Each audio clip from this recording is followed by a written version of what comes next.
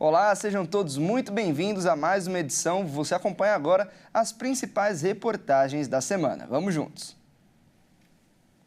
E olha só, após Donald Trump afirmar mais uma vez o seu interesse em tornar a faixa de Gaza propriedade dos Estados Unidos, o chefe do Hamas respondeu com ameaças ao líder americano. O líder do Hamas em Gaza, Khalil al-Hayya, declarou que os planos dos Estados Unidos com relação à faixa de Gaza estavam condenados.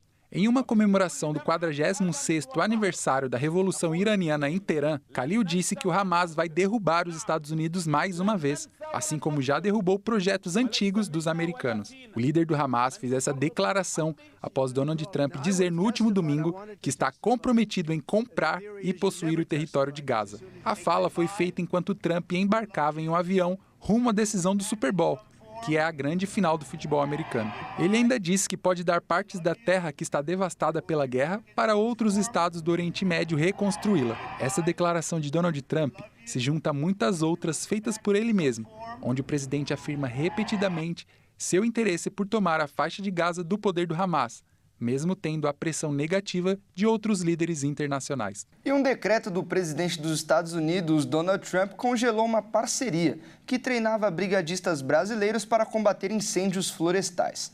O acordo existia desde 2021 e treinou mais de 3.000 brigadistas para manejo florestal e prevenção do fogo.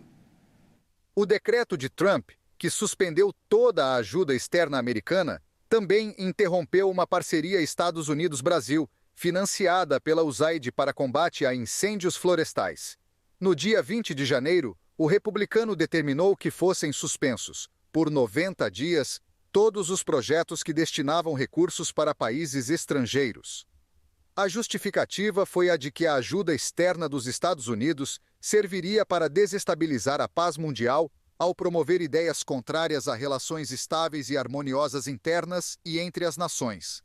Entre os projetos afetados pelo decreto está o Programa de Manejo Florestal e Prevenção de Incêndios no Brasil, que era executado pelo Serviço Florestal dos Estados Unidos desde 2021, em parceria com o Instituto Brasileiro de Meio Ambiente, o IBAMA e outros órgãos do país. O programa formava brigadistas e oferecia capacitação técnica para profissionais que já atuavam na linha de frente do combate aos incêndios florestais. Foram realizados mais de 50 cursos e treinamentos em parceria com órgãos como o IBAMA e a FUNAI, e mais de 3.000 pessoas foram treinadas, principalmente mulheres indígenas, que passaram a atuar como brigadistas em seus territórios. E os incêndios florestais na Patagônia atingiram milhares de hectares. Os focos atingem as províncias de Chubut, Rio Negro e Neuquén, no sul. Incêndios florestais estão devastando a Patagônia Argentina. Centenas de bombeiros foram mobilizados para combater os múltiplos focos que atingem as províncias de Chubut, Rio Negro e Neuquén, no sul, desde dezembro do ano passado. Nas montanhas próximas a El Bolsón, na província de Rio Negro, bombeiros e voluntários combatem as chamas, que estavam a 8 quilômetros do centro da cidade. Hernán Giardini, do Greenpeace Argentina, disse que mais de 37.000 hectares foram afetados em toda a Patagônia, citando relatórios oficiais. A área afetada é quase 5 vezes maior que a superfície das florestas andino-patagônicas atingidas no verão passado, quando mais de 7.700 hectares foram perdidos, segundo a ONG. Os incêndios deixaram até agora um morto e mais de 100 casas destruídas, com uma área total equivalente a quase o dobro da superfície da cidade de Buenos Aires. Os governadores das províncias de Chubut e Rio Negro afirmam que a origem da maioria dos incêndios foi intencional. E olha só, mais de 175 bombas da Segunda Guerra Mundial foram encontradas em um parquinho na Inglaterra. Os dispositivos foram achados por trabalhadores durante obras para reformar o local. Vamos ver. As bombas foram encontradas sob o solo de um parque infantil da cidade de Uller, no norte da Inglaterra. Durante as obras para reformar o parque Scott's Play Park, os trabalhadores responsáveis pela obra encontraram as bombas. As autoridades locais chamaram especialistas em desarmamento para auxiliar na remoção e quase 200 dispositivos foram identificados. De acordo com as informações dadas pelo político local, Mark Metter, a área onde hoje é o parque foi usada durante a Segunda Guerra Mundial para o treinamento da Guarda Nacional. Os dispositivos se tratam de bombas de treino que não são explosivas, mas ainda apresentam riscos para a segurança local. O fusível e o conteúdo estavam intactos e o detonador e o enchimento de fumaça ainda podem ser perigosos. As autoridades ainda estão na busca de outras bombas pelo terreno e a previsão é que as obras voltem ao normal a partir de abril. O parque só será reaberto assim que todas as munições já tenham sido removidas do local. E nos Estados Unidos, um avião teve o voo atrasado por quase 5 horas, após um passageiro renomear o Wi-Fi para "tem uma bomba no voo".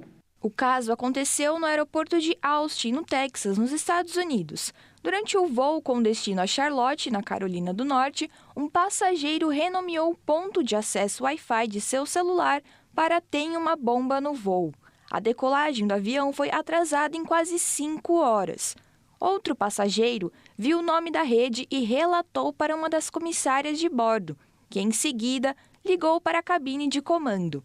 O piloto foi avisado e anunciou que o avião retornaria para o portão de embarque e ainda avisou aos passageiros que havia um problema administrativo e então as autoridades foram acionadas.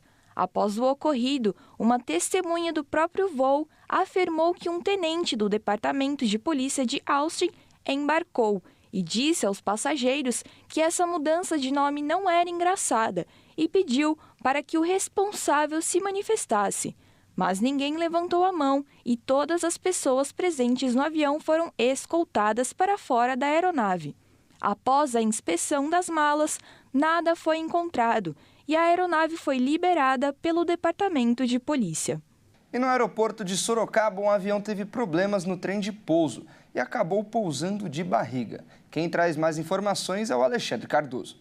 Após sofrer uma falha no sistema de trem de pouso, a aeronave pousou de barriga no aeroporto estadual de Sorocaba. O avião, um Twin Commander modelo 690D, durante a manobra de pouso, a aeronave se arrastou na pista por aproximadamente 500 metros. Houve vazamento de combustível e um princípio de incêndio. E após perder um voo, o passageiro agrediu um funcionário da companhia aérea e quebrou o aeroporto em Pelotas, no Rio Grande do Sul. O homem, que viajaria para Santa Catarina, fugiu. O passageiro era cliente da Voepaz Linhas Aéreas e voaria com a família para Florianópolis, em Santa Catarina. Mas chegou após o horário limite de embarque e, por isso, foi impedido pelos funcionários de acessar a aeronave. Com isso, o homem vandalizou o aeroporto de Pelotas, na região sul do Rio Grande do Sul, e agrediu com um soco um funcionário do terminal após perder um voo. Ele também invadiu a sala dos funcionários pela área de balanças, quebrou janelas e também a porta de acesso ao terminal. Depois, fugiu do local junto da esposa e dos filhos. De acordo com a assessoria de comunicação do aeroporto, o caso aconteceu no domingo. E de acordo com a assessoria do aeroporto, o funcionário recebeu atendimento médico, mas passa bem. Ele precisou receber pontos e está de atestado médico. Em nota, a companhia aérea divulgou que se solidariza com o colaborador da Voepaz e já se colocou à disposição para apoiá-lo no que for necessário, repudiando qualquer tipo de ação violenta, especialmente em situações em que os protocolos de segurança estão sendo aplicados. A Polícia Civil investiga o caso. E um acidente entre uma carreta e um carro de passeio na BR-163 resultou em 3 vítimas fatais: a avó e suas 2 netas. Um trágico acidente na BR-163, envolvendo um carro e uma carreta, resultou na morte de uma mulher e suas 2 netas. O acidente aconteceu na noite de ontem, em Nova Mutum, a 240 quilômetros de Cuiabá. Quando a polícia chegou no local, confirmou a morte de 2 vítimas, sendo elas Nadir, a avó, e Luísa, a neta. Já Antônia, a outra neta, foi socorrida junto com a mãe e levada para uma unidade de saúde. Ela não resistiu aos ferimentos e morreu assim que deu entrada. A mãe das meninas, Giciane Gesser, de 38 anos, segue internada. O motorista da carreta contou que seguia sentido Lucas do Rio Verde e, quando se aproximou do posto de gasolina, reduziu a velocidade. Já o carro onde estava a família seguia na direção inversa, no sentido Nova Mutum. O homem contou que a motorista invadiu a contramão e colidiu frontalmente com o veículo de carga. Ele até tentou desviar, mas não conseguiu evitar a colisão.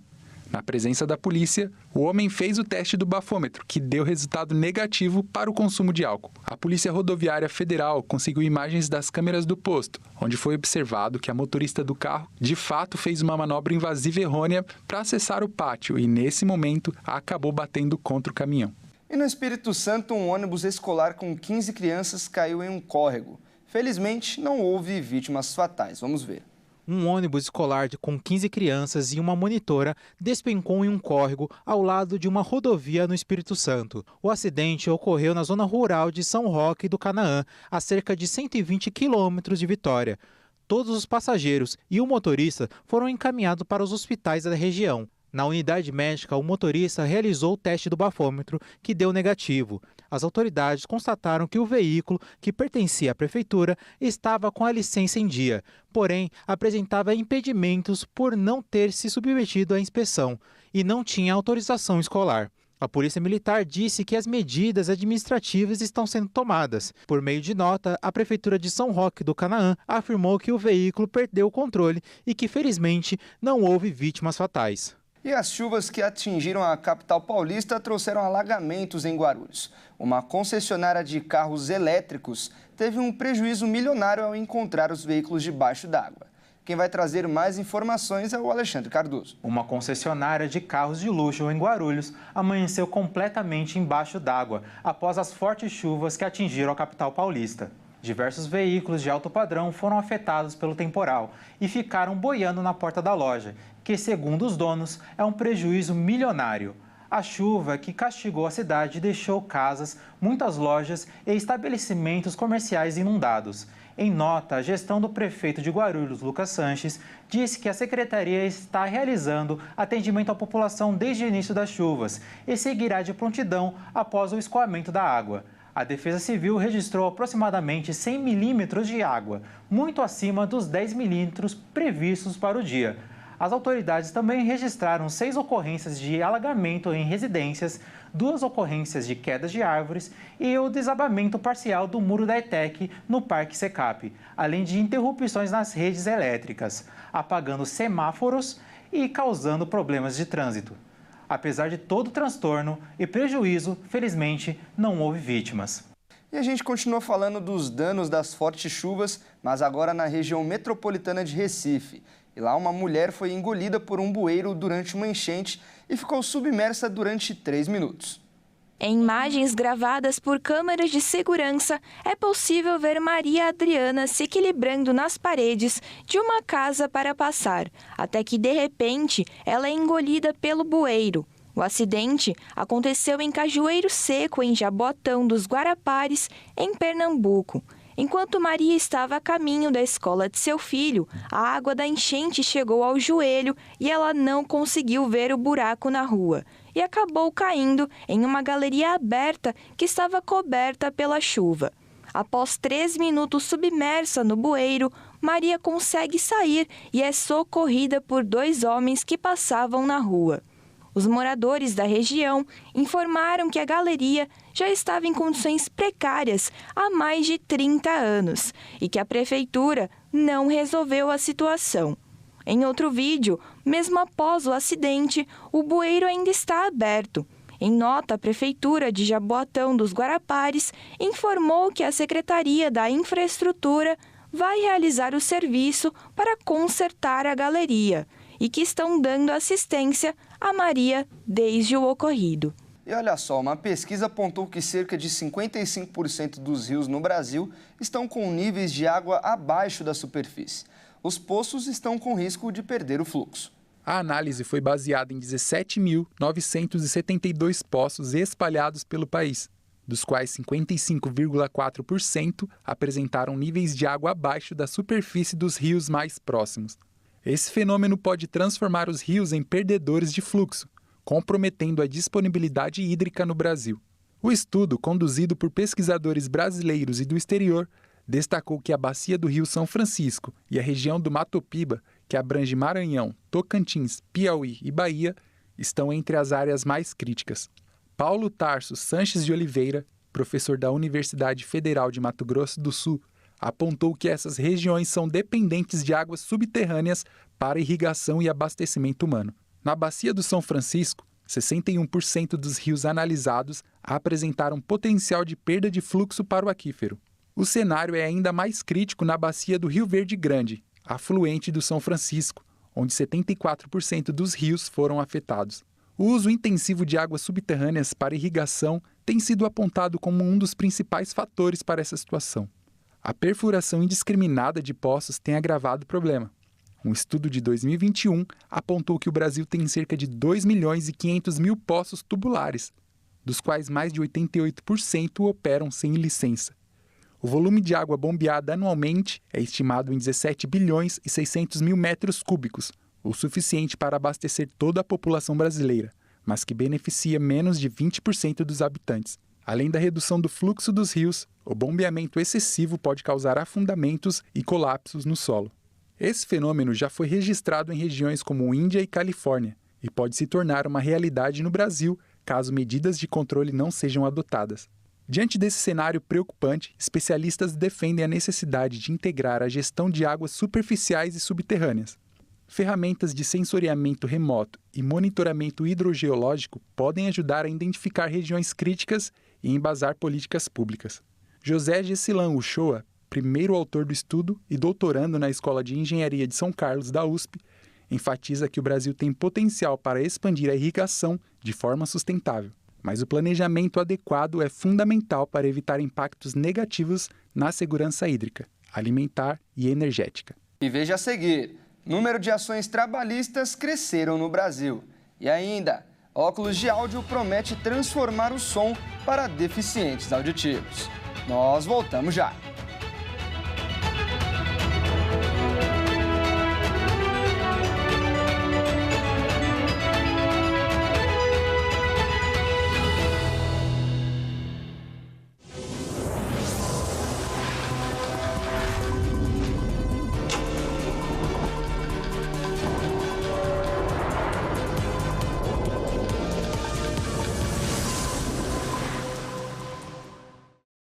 Nós estamos de volta com mais notícias. O calor intenso normalmente é um convite para quem gosta de um banho de mar. Mas quem vai mais a fundo encontra um verdadeiro paraíso. São as trilhas submarinas da orla do Flamengo ao Leblon. A temporada de Águas Claras Carioca já começou e vai até o mês de abril. O Instituto Mar Urbano mapeia esses caminhos e registrou surpresas como um cardume com mais de 30 raias bico de remo dentro do canal do Leblon, a menos de 2 metros de profundidade. A bico de remo alcança mais de 2 metros de envergadura e gosta de ficar enterrada na areia. A chegada da água mais clara de sul começa em fevereiro e costuma seguir até abril. Mas os 2 primeiros meses, com mar normalmente calmo e águas de temperatura amena, são os melhores.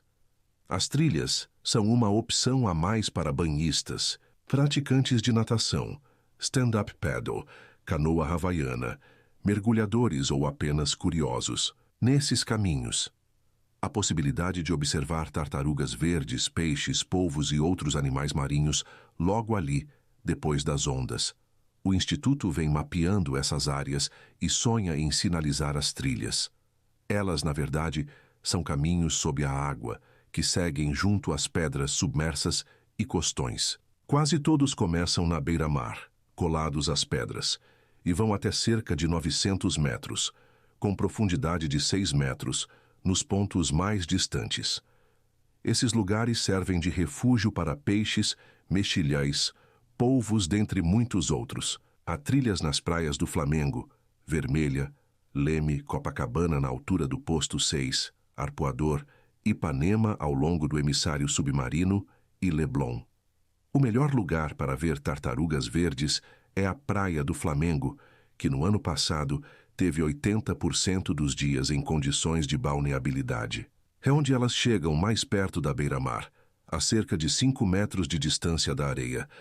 Segundo Gomes, o caminho começa na praia, passa pela desembocadura do Rio Carioca e vai até o ponto em frente a um restaurante do Leblon, o Leme, junto.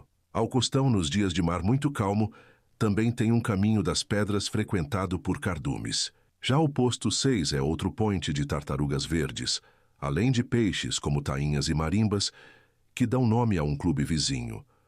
O arpoador na área do remanso, junto às pedras, dá para ver peixes coloridos, como os de aquário. Um deles é o paru, preto com listras amarelas. Outro, o peixe-trombeta, cheio de bolinhas iridescentes.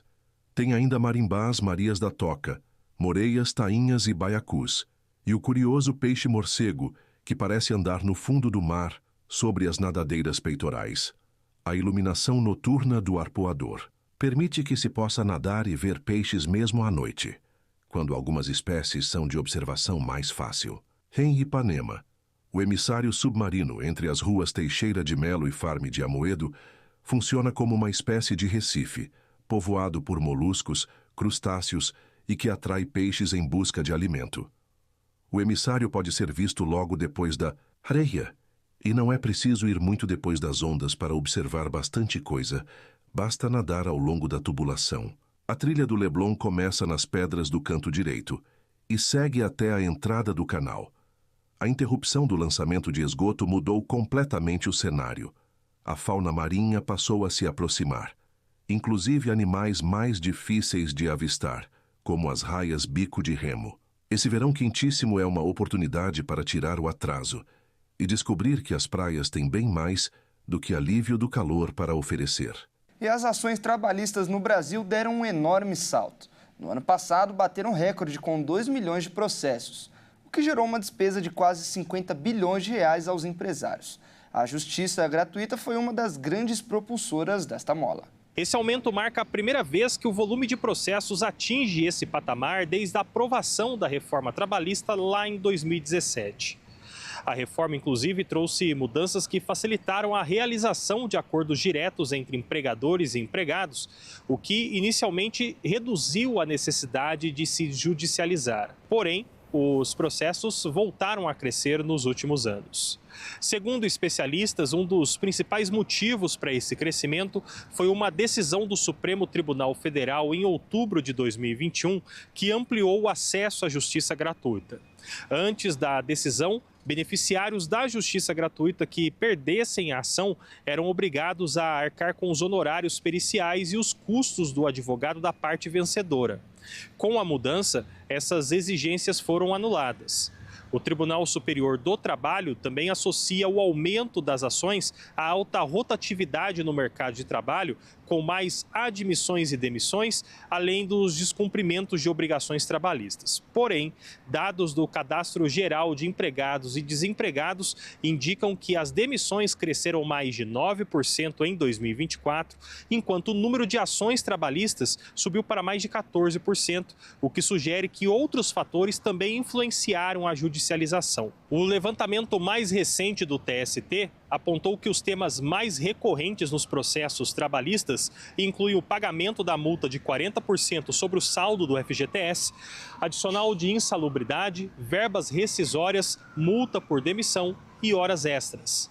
Além do crescimento do número de ações, houve um aumento no valor total pago pelas empresas em sentenças trabalhistas. E em 2024, os pagamentos somaram mais de 48 bilhões de reais, enquanto as indenizações totalizaram mais de 41 bilhões. O STF tem analisado o vínculo empregatício de trabalhadores de aplicativos como motoristas e entregadores.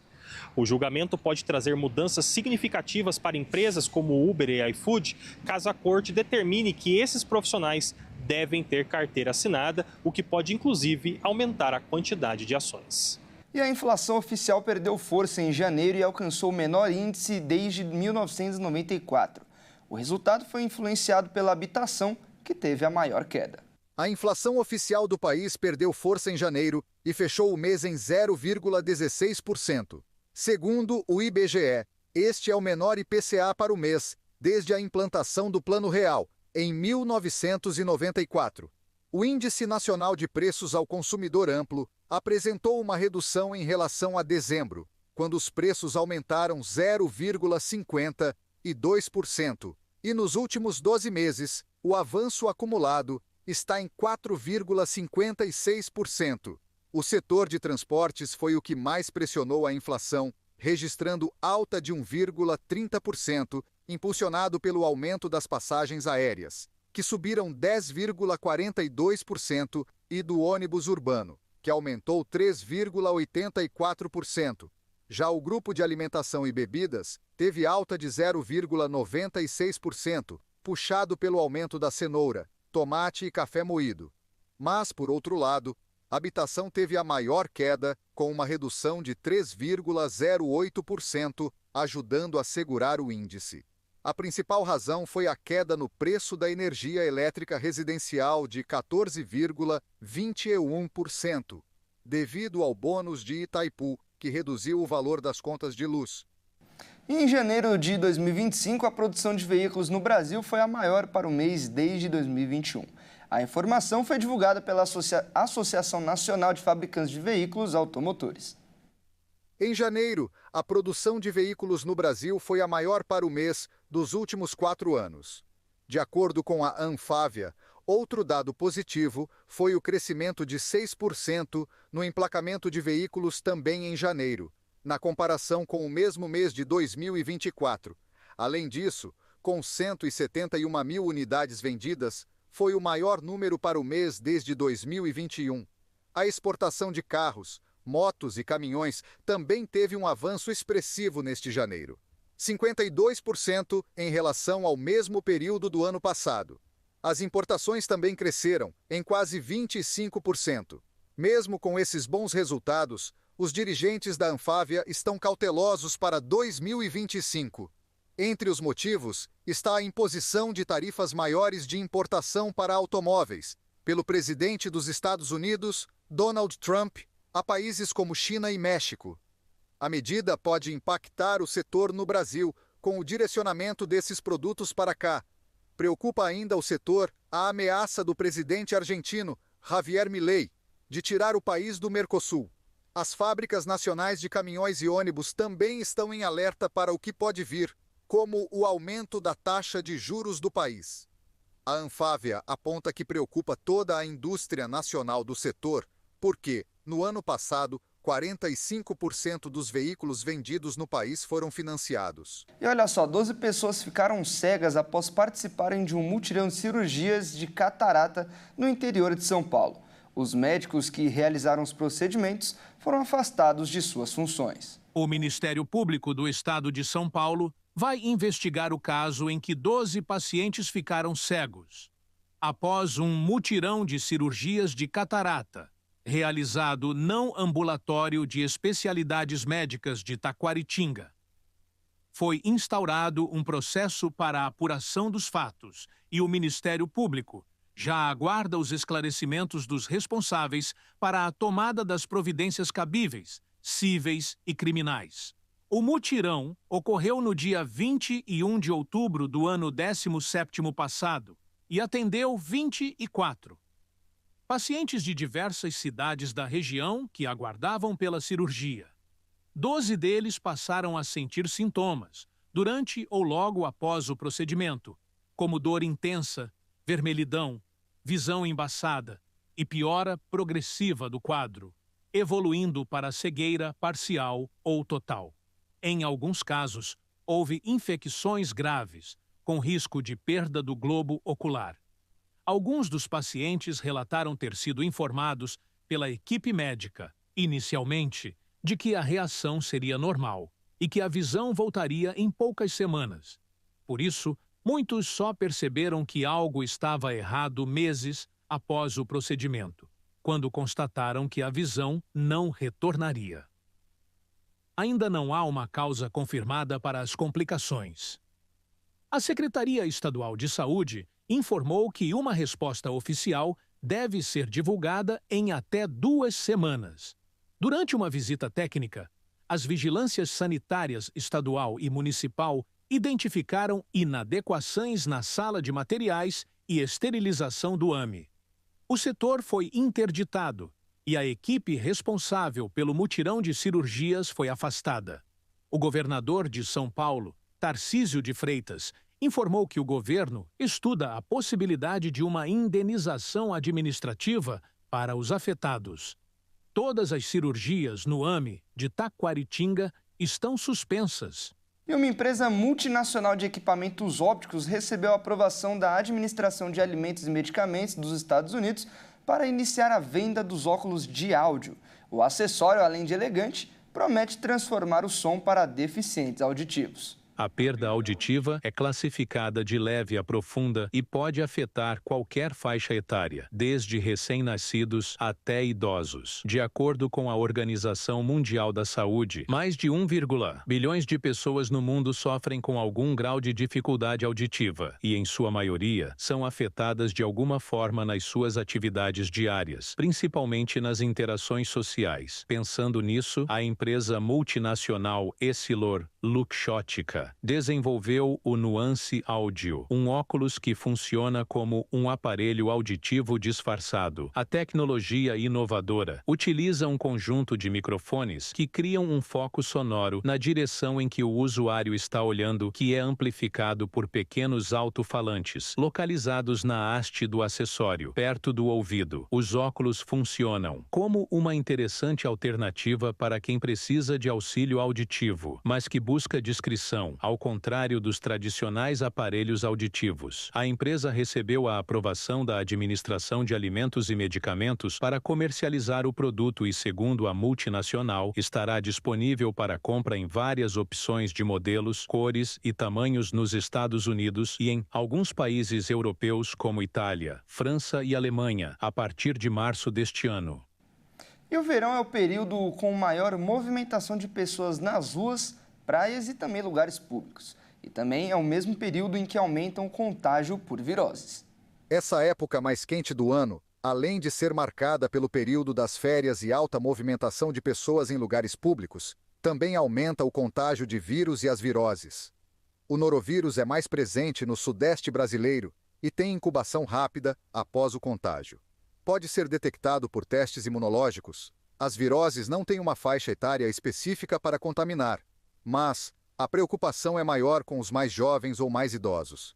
Além disso, pacientes que possuem algum tipo de imunossupressão também têm deficiência na imunidade.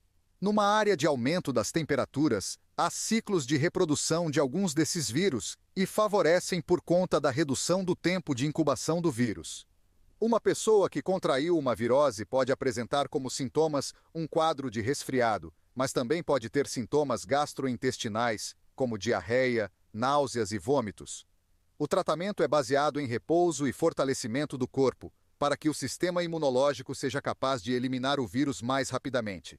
As principais recomendações são manter-se bem hidratado, manter uma alimentação equilibrada e evitar atividades desgastantes. E para ficar livre da doença, deve-se evitar o contato com pessoas contaminadas e locais públicos muito cheios. E agora é hora de falar de esportes aqui no nosso jornal e o Felipe Takahashi é quem vai trazer as notícias. Boa tarde, Felipe, seja muito bem-vindo. E tem time paulista que anunciou um novo patrocinador, não é mesmo? Boa tarde, Fernando. Boa tarde a você que nos assiste. Pois é, temos novidades no Corinthians. O Timão apresentou o patrocínio com a casa de apostas Viva Sorte. E durante uma entrevista, o presidente Augusto Melo celebrou o acordo e prometeu que o clube terá a camisa mais valiosa do país. O patrocínio é da Viva Sorte, empresa que criou o título de capitalização para os torcedores do Corinthians, com o nome de Viva Timão. O acordo foi fechado no fim de janeiro e desde então a marca vinha aparecendo nos ombros do uniforme do Corinthians. O presidente Augusto Melo celebrou o contrato, que já vinha sendo encaminhado desde o ano passado e que terá duração de 2 anos, mas não revelou o valor que receberá pelo patrocínio. O presidente também garantiu que o Corinthians terá a camisa mais valiosa do Brasil. Como havia prometido, a camisa do Corinthians será uma das camisas mais valiosas da América do Sul, você pode ter certeza disso, está caminhando para isso, está muito próximo disso. Faltam 2 propriedades, né? Uma que terminou o contrato agora e a do calção, a gente tem já algumas conversas e em breve, se Deus quiser, o Corinthians terá a sua camisa mais valiosa do país. Para 2025, o Timão projeta arrecadar 212 milhões. As propriedades vagas no uniforme alvinegro são o peito da camisa, a barra frontal da camisa e a parte traseira do calção. E ainda falando sobre patrocínios, alguns clubes nordestinos iniciaram o ano de 2025 de bolso cheio. Conta pra gente, Felipe. E não é pouco dinheiro não, hein? Isso porque os principais times do Nordeste fecharam seus maiores patrocínios da história. O que promete fazer avançar não só investimento no Nordeste, mas no futebol brasileiro. Vamos conferir. Os principais clubes do Nordeste deram um salto significativo em suas receitas ao assinarem os maiores contratos de patrocínio de suas histórias. Bahia, Sport, Fortaleza, Vitória e Ceará garantiram acordos milionários com empresas do setor de apostas, que juntos podem render até 318 milhões ao final dos contratos. O Bahia lidera a lista com vínculo de 40 milhões de reais por temporada. E um ranking de maiores contratos ficou assim. Em primeiro lugar está o Bahia, que fechou um contrato de 2 anos com a casa de apostas Viva Sorte Bet. O clube vai receber 80 milhões de reais durante o contrato. Em segundo lugar vem o Sport Recife. O Leão acertou um acordo milionário com a casa de apostas Bet Nacional no valor de 72 milhões de reais. Em terceiro lugar ficou o Fortaleza. O clube, que já foi finalista da Sul-Americana, fechou um contrato com a casa de apostas Cassino por 2 anos e vai receber 60 milhões de reais. Na quarta posição está o Vitória. O clube baiano acertou um acordo com a casa de apostas Bet 7K e vai receber por isso 60 milhões de reais. E na quinta posição está o Ceará, que fechou um acordo de 2 anos com a Sport da Sorte e irá faturar 46 milhões de reais com a parceria. Esses contratos revelam um novo tempo no futebol nordestino, com grandes craques migrando para clubes da parte de cima do país. A tendência é que a cada nova temporada, o futebol nordestino ganhe mais visibilidade, desenvolvimento e muitos títulos. Bom, Fernando, por hoje é só. Eu volto semana que vem com mais notícias do esporte e a gente se vê de lá de novo. Até lá. Certo, Felipe. Muito obrigado pelas informações e até mais. Bom, e essa edição fica por aqui. Se você quiser rever alguma das nossas reportagens, basta acessar o canal Jornalismo Hit TV no YouTube. Muito obrigado pela sua companhia e até mais.